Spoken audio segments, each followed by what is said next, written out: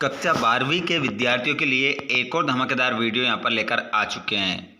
Higher secondary द्वितीय परीक्षा वर्ष 2026 आप लोगों का जो पेपर रहेगा अर्थशास्त्र का वो किस प्रकार आने वाला है, इस वीडियो को आप लास्ट तक देखिएगा। निश्चित रूप से आपको समझ में आ जाएगा कि अगर हमारा ऐसा पेपर आएगा तो फिर हम निश्चित रूप से बहुत अच्छे अंक प्राप्त करके पास हो जाएंगे। आइए बच्चों, तो बिना देर किए हम स्टार्ट करते हैं पहले क्वेश्चन से। अर्थशास्त्र के अलावा अगर आपने और भी विषय का फॉर्म डाला है तो आप हमें कमेंट बॉक्स में ज़रूर बताएं। चलिए बिना देर किए हम स्टार्ट करते हैं। क्वेश्चन क्रमांक पहले से। चैनल पर पहली बार आए हो तो चैनल को सब्सक्राइब भी कर लेना ताकि नेक्स्ट क्लास का वीडियो आपको मिल सके। यहाँ पर देखें बच्चों, हम तो पहला क्वेश्चन आपकी स्क्रीन पर आपको दिखाई दे रहा होगा। देखिए क्वेश्चन क्या कह रहा है कि सही विकल्प चुनकर लिखिए, जो कि बहुत ही महत्वपूर्ण है ये क्वेश्चन पेपर आप लोगों के लिए। क्यों है? क्योंकि ये क्वेश्चन ऐसे हैं बच्चों, कई बार पेपर में पूछे गए हैं, पेपर में आए हुए क्वेश्चन हैं, आप इनको अच्छे से ध्यान रखिएगा। क्वेश्चन है सही विकल्प चुनकर लिखिए। बजट रेखा की प्रवणता ढाल है। प्रवणता का मतलब होता है ढाल। तो बजट रेखा की जो प्रवणता होती है वो कैसी होती है बच्चों? तो -P2 बटा P1 आपका उत्तर होना चाहिए इसमें। उसके बाद में भारत में 1 रुपये का नोट निर्गमित करता है, तो कौन करता है बच्चों? वित्त मंत्रालय। वित्त मंत्रालय आपका इसमें आंसर होगा। उसके बाद में कौन सी लागत शून्य नहीं हो सकती? तो जो बच्चों स्थिर लागत होती है वो शून्य नहीं हो सकती। व्यष्टि अर्थशास्त्र संबंधित है, तो ये किससे हो जाएगी? व्यक्तिगत मात्राओं से संबंधित होगा। याद रखना है सभी को। अपने हाथ में कॉपी पेन भी रखें आप। अगर आपको स्क्रीनशॉट चाहिए तो स्क्रीनशॉट भी आप ले सकते हैं। यदि आपको पीडीएफ चाहिए तो वो भी आपको मिल जाएगा, बस बने रहिएगा आप लाइन पर। उसके बाद में यहाँ पर रहेगा अवसर लागत है। तो जो अवसर लागत होती है ना बच्चों, वो होती है अगले श्रेष्ठ विकल्प त्याग की लागत। उसके बाद में गैर कर राजस्व है, तो गैर कर राजस्व जो है वो हो जाएगा आपका लाभांश। लाभांश इसमें आपका उत्तर हो जाएगा। इसमें कर नहीं होता है, गैर कर है ये। किन्स के सिद्धांत का संबंध किससे होता है? तो इनमें से सभी से, मतलब प्रभावपूर्ण मांग से होता है, उपभोग प्रवृत्ति से भी होता है, बजट जो है प्रवृत्ति है उससे भी होता है, मतलब इन सभी से हो जाएगा। यहाँ पर हमारे इंग्लिश मीडियम वाले बच्चे अपने आंसर देख लेंगे, सेम आपके आंसर रहने वाले हैं जो हिंदी मीडियम में आपको बताया है। उसके बाद यहाँ पर आप देखें तो क्वेश्चन पेपर आप लोगों के लिए यहाँ पर रिक्त स्थानों के रूप में मिलता है। क्वेश्चन नंबर 2, M1 और M2 खाद्य जो मुद्रा है वो कहलाती है, तो कैसी मुद्रा कहलाती है? संकीर्ण मुद्रा आपका इसमें आंसर होगा। जीएसटी की मानक दरें हैं, तो 12.18%। उत्पादन के साधन होते हैं 5 प्रकार के होते हैं, ठीक है? कितने प्रकार के होते हैं? 5 प्रकार के होते हैं। उसके बाद में देखिए भूमि, श्रम, पूंजी और उद्यमशीलता। एक और आप लोग कमेंट बॉक्स में बताइए, एक और क्या होती है? 4 मैंने बता दिया है। उत्पादन के साधन होते हैं 5, 4 मैंने नाम बताए। अगर आप टॉपर की श्रेणी में आते हैं तो बताइए 5वां नाम क्या होगा?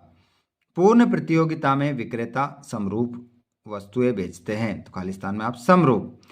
उच्च कीमत उच्चा वचन वाली प्रक्रिया है। राष्ट्रीय आय की गणना वार्षिक होती है, ये आपके खालिस्तान कंप्लीट यहाँ पर हो जाते हैं 6। उसके बाद में इंग्लिश मीडियम वाले बच्चे यहाँ पर अपने फिल इन द ब्लैंक्स देखेंगे। उसके बाद में यहाँ पर सत्यासत्य की भी हम बात करेंगे, ट्रू फॉल्स भी हम देखने वाले हैं। जैसे पूर्ण प्रतिस्पर्धा में बड़ी संख्या में क्रेता विक्रेता होते हैं, तो इसका आंसर आपका सत्य होगा। और पूर्ण रोजगार का आशय शून्य बेरोजगारी नहीं है, तो इसका आंसर आपका असत्य हो जाएगा। और निवेश को भौतिक पूंजी स्टॉक भी कहते हैं, तो इसका आंसर आपका सत्य होगा। विदेशी विनिमय दर को फॉरेक्स दर भी कहते हैं, सत्य। और विभिन्न वस्तुओं पर भी मांग का नियम लागू होता है, सत्य होता है। स्थिर लागत को पूरक लागत भी कहा जाता है, असत्य।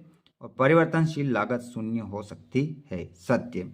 इंग्लिश मीडियम वाले बच्चे, पहला आपका हो जाएगा ट्रू, ये हो जाएगा फॉल्स, और ये भी हो जाएगा फॉल्स। ये आपका ट्रू हो जाएगा, ये भी आपका ट्रू हो जाएगा, ये आपका फॉल्स हो जाएगा और ये आपका ट्रू हो जाएगा, ठीक है? ध्यान रख लीजिएगा। उसके बाद में हम बात करें अगले क्वेश्चन की, तो अगले क्वेश्चन में आपको जो मिलता है वो मिलता है क्या? जोड़ी। तो जोड़ी यहाँ पर हम मिलाएंगे, जोड़ी को मिलाना है आपको, गलती नहीं करना किसी भी प्रकार की। APC को आप मिलाएंगे 1 माइनस APC, प्रवाह समयावधि MPS C/Y, निम्न स्तरीय वस्तुएं मोटे अनाज, स्टॉक को आप मिलाएंगे निश्चित समय, और बजट रेखा की प्रवणता यहाँ पर ऋणात्मक होती है। ठीक है, इंग्लिश मीडियम वाले बच्चे जोड़ी अपनी सेम मिला लेंगे। उसके बाद में यहाँ पर आपका जो आंसर होगा, प्रत्याशित निवेश किसे कहते हैं? वे निवेश जिसे निवेशकर्ता, बताइए, वे निवेश जिसे निवेशकर्ता, आगे इसमें आंसर बताइए क्या होगा? सभी विद्यार्थी क्या लिख दें? निवेशकर्ता मतलब बताइए उत्पादन, उसके बाद में क्या होगा बताइए? इस सेंटेंस को पूरा करिए जल्दी से। सभी विद्यार्थी जितने भी जुड़ रहे हैं क्लास में, इसका आगे का आंसर बताइए क्या होगा? कमेंट बॉक्स में जितने भी लाइव में जुड़ रहे हैं सभी कमेंट बॉक्स में बताएं, और जो दोस्त हमारी क्लास में नहीं जुड़ पा रहे हैं लाइव में, वो बाद में अगर वीडियो को देख रहे हैं तो आप भी क्लास को एक बार शेयर कर दीजिएगा और वीडियो को लाइक जरूर करिएगा, ताकि आपको भी नेक्स्ट क्लास के वीडियो मिल सके। त्रुटि और लोप किसे कहते हैं? तो जब मूल प्रविष्टि में गलती हो। न्यूनतम समर्थन मूल्य किसके द्वारा निर्धारित किया जाता है? तो इसका आंसर सरकार होगा। और मुद्रास्फीति किसे कहते हैं? तो वस्तुओं की कीमत बढ़ने लगे तो उसे मुद्रास्फीति कहते हैं। राष्ट्रीय आय गणना की विधियों के नाम लिखिए। तो आय, उत्पादन, मूल्य वृद्धि। सीमांत उपभोग प्रवृत्ति किसे कहते हैं? संख्यात्मक मांग को। तो इस प्रकार से आपके यहाँ पर आंसर हो जाते हैं। 6 ऑब्जेक्टिव टाइप क्वेश्चन ये भी आपके हो जाते हैं जो 1 वर्ड में थे या एक वाक्य में थे। उसके बाद में यहाँ पर एक क्वेश्चन और बच रहा है, ये वे निवेश जिसे निवेश करता। तो इस प्रश्न का जवाब आप लोग पूरा करें और क्या होगा हम देखना चाहते हैं सभी विद्यार्थियों के आंसर, ताकि आप सभी अच्छे नंबर से उत्तीर्ण हो सकें। यहाँ पर आप देख सकते हैं क्वेश्चन क्रमांक अगला, उपभोग वस्तुएं किसे कहते हैं या पूंजीगत वस्तुएं किसे कहते हैं? ठीक है, देख सकते हैं दोनों क्वेश्चन के उत्तर। इन्हीं क्वेश्चनों को आपको लगाना है, आपको ज़्यादा कुछ नहीं पढ़ना है। अगर साल भर से कुछ भी नहीं पढ़ा है तो ये क्वेश्चन आपको याद होना चाहिए। व्यक्तिगत आय किसे कहते हैं या निवल राष्ट्रीय उत्पाद किसे कहते हैं? SLR किसे कहते हैं या उच्च शक्तिशाली मुद्रा क्या है? उपभोग फलन किसे कहते हैं? समग्र मांग के 2 घटक लिखिए। उसके बाद न्यून मांग के 2 कारण लिखिए। और अत्यधिक मांग से क्या अभिप्राय है? प्रभावपूर्ण मांग क्या है? सेटेरिस पारिबस की मान्यता किसे कहते हैं?